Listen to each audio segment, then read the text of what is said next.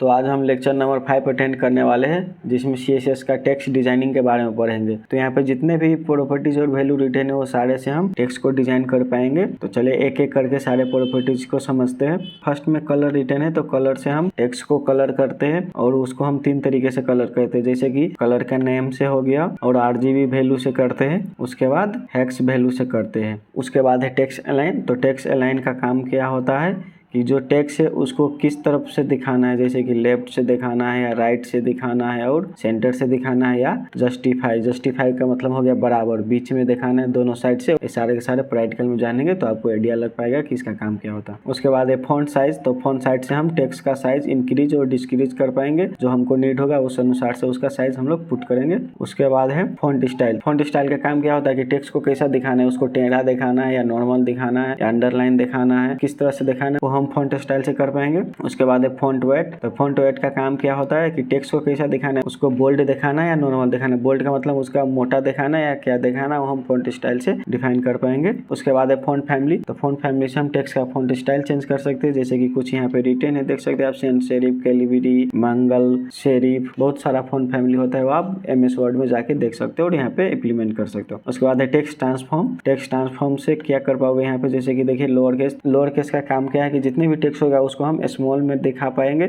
और upper case का काम क्या होता है कि जितने भी टेक्स्ट है उसको हम कैपिटल में दिखा पाएंगे। और कैपिटलाइज का काम क्या होता है कि जितने भी टेक्स्ट में वर्ड है वो सारे वर्ड के फर्स्ट लेटर को हम कैपिटल में दिखा पाएंगे। कैपिटलाइज का काम यही होता है। उसके बाद है वर्ड स्पेसिंग। वर्ड स्पेसिंग का काम क्या होता है, जैसे यहाँ पे देखिए आप 2-3 वर्ड राइट हुआ है, जैसे कि lower case, upper case, capitalize, तो इन सारे के बीच में कितना स्पेस आप देना चाहते हो वर्ड स्पेसिंग में डिफाइन कर पाएंगे। उसके बाद है लेटर स्पेसिंग। तो लेटर स्पेसिंग का काम क्या होता है, जैसे कि यहाँ पे देखिए 2 लेटर है L और O, तो उसके बीच में कितना स्पेस आप दे पाओगे वो हम लेटर स्पेसिंग से कर पाएंगे। उसके बाद है लाइन हाइट। तो लाइन हाइट का काम क्या होता है कि जैसे कि यहाँ पे देखिए 15 पिक्सल है और ये 15 पिक्सल है, इन दोनों के बीच में कितना स्पेस हमको देना है तो हम लाइन हाइट से कर पाएंगे। उसके बाद है टेक्स्ट इंडेंट। टेक्स्ट इंडेंट का काम क्या होता है कि जैसे हम लोग बहुत सारा सेंटेंस राइट किया, जैसे कि यहाँ पे देखिए एक सेंटेंस है तो इसको हमको लेफ्ट साइड से थोड़ा इस तरफ सरकाना है, तो हम टेक्स्ट इंडेंट से कर पाएंगे। तो चलिए अब सारे को प्रैक्टिकल सेशन अचीव करते हैं। सबसे पहले आप नोटपैड++ ओपन कर लीजिएगा, उसके बाद HTML का कंप्लीट स्ट्रक्चर इसमें राइट कर दीजिएगा। तो चलिए एक एक करके सारे प्रॉपर्टीज और वैल्यू को यहाँ पे परफॉर्म करते हैं। तो आप इनलाइन स्टाइल शीट या इंटरनल या एक्सटर्नल इनलाइन शीट में भी कर सकते हैं। सारे के सारे आप पढ़ चुके हैं और आपको पता है कि कैसे करना है, मैं पिछले वीडियो में बता दिया हो। अगर आपने नहीं देखा है तो शुरू से आप CSS का प्लेलिस्ट में जाइए और सारा वीडियो देखिए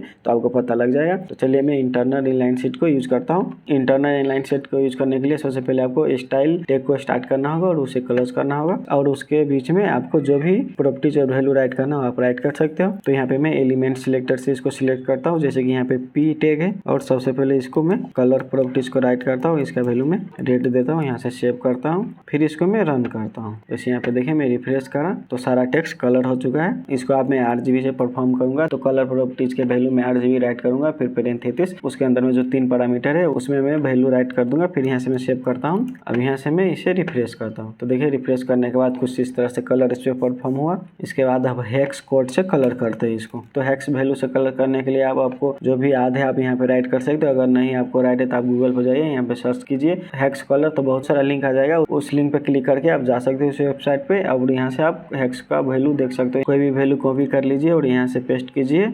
अब मैं सेव करता हूँ, फिर यहाँ से मैं रिफ्रेश करता हूँ, तो देखिए कलर चेंज हो चुका है। तो इसी तरह से हम कलर कर सकते हैं 3 तरीके से, एक कलर नेम से और एक RGB वैल्यू से और एक हेक्स वैल्यू से कर सकते हैं। इसके बाद मैं फॉन्ट साइज प्रॉपर्टीज को राइट करूंगा, उसके बाद मैं 50 पिक्सल इसका वैल्यू राइट कर देता हूँ, फिर यहाँ से सेव करके यहाँ से मैं अब रिफ्रेश करता हूँ। तो देखिए इसका साइज इंक्रीज हो चुका है। इसका साइज अब मैं यहाँ से कम भी कर सकता हूँ, जैसे यहाँ पे मैं 40 कर दिया और यहाँ से सेव करके फिर इसको मैं रिफ्रेश करता हूँ, तो देखिए कम हो चुका है इसका साइज। तो इसी तरह से हम साइज को कंट्रोल कर पाएंगे। इसके बाद टेक्स्ट अलाइन प्रॉपर्टीज को राइट करूंगा और इसका वैल्यू मैं सेंटर राइट करूंगा, फिर यहाँ से मैं सेव करता हूँ। तो इसको मैं जैसे रिफ्रेश करा तो देखिए सेंटर में आ चुका है। नीचे का लाइन आप देख सकते हो, जैसे यहाँ से ब्रेक हुआ ये सेंटर में आ गया, और सेंटर नहीं लगा रहता तो इस साइड से यहाँ से आता।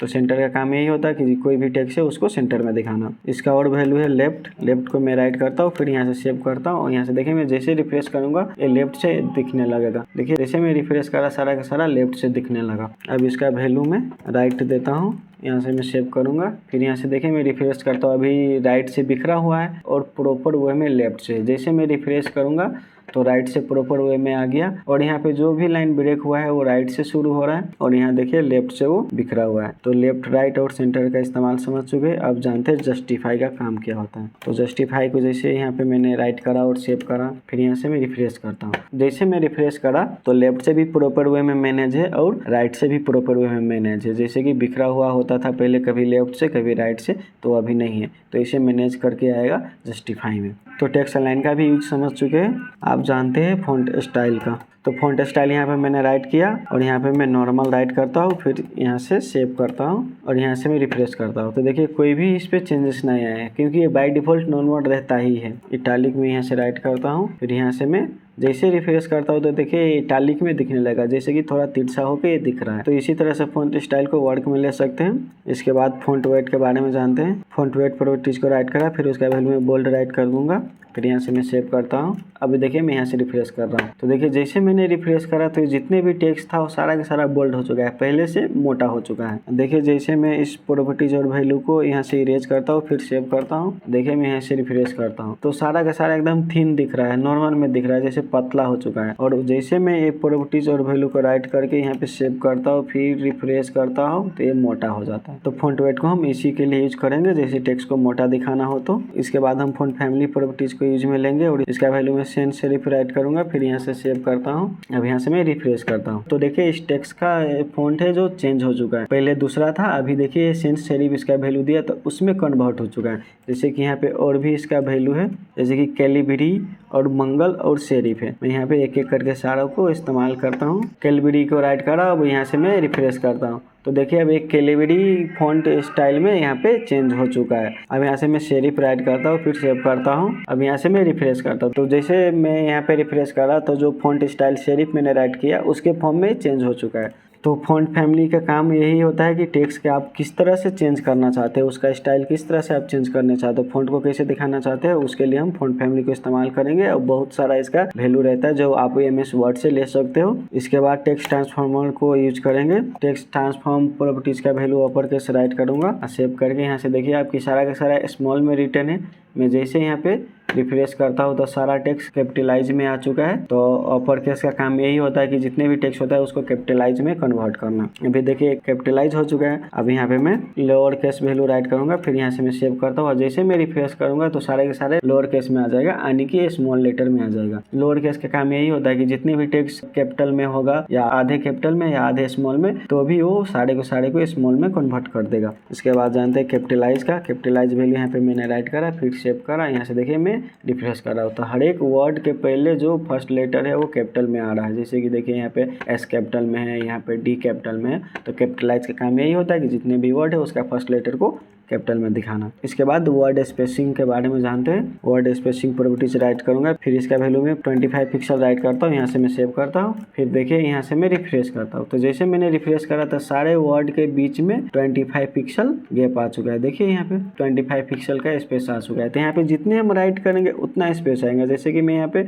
50 राइट करके यहाँ पे सेव करता हूँ, फिर मैं यहाँ से रिफ्रेश करता हूँ तो देखिए सारे वर्ड के बीच में 50 स्पेस आ चुका है। तो इसी तरह से हम वर्ड स्पेसिंग को मैनेज कर सकते हैं अपने हिसाब से, जो नीड है उस तरह से हम इसको मैनेज कर सकते हैं। इसके बाद है letter spacing. Letter spacing properties को राइट करूंगा, फिर उसका वैल्यू में 20 राइट करूंगा और यहाँ से मैं सेव करता हूँ। अब यहाँ से देखिए मैं रिफ्रेश करता हूँ तो देखिए सारे लेटर के बीच में 20 पिक्सल का स्पेस आ चुका है। तो इसी तरह से आप वर्ड स्पेसिंग का भी इस्तेमाल कर सकते हो। इसको मैं थोड़ा कम कर देता हूँ, बहुत ज़्यादा हो चुका है। 15 पिक्सल करके यहाँ से मैं रिफ्रेश करता हूँ तो अभी कुछ ये इस तरह से दिख रहा है। तो अब लाइन हाइट प्रॉपर्टीज को इस्तेमाल में लेंगे। यहाँ पे लाइन हाइट राइट करा, फिर इसका वैल्यू में 25 पिक्सल राइट करता हूँ, यहाँ से मैं सेव करा, फिर यहाँ से मैं रिफ्रेश करता हूँ। तो जैसे मैंने रिफ्रेश करा तो जितने भी वर्ड था उसका लाइन हाइट पहले से ज़्यादा था, पर मैंने अभी कम राइट किया तो इसलिए पूरा कंजेस्टेड देखने को मिल रहा है। अब इसका वैल्यू मैं ज़्यादा करके देता हूँ।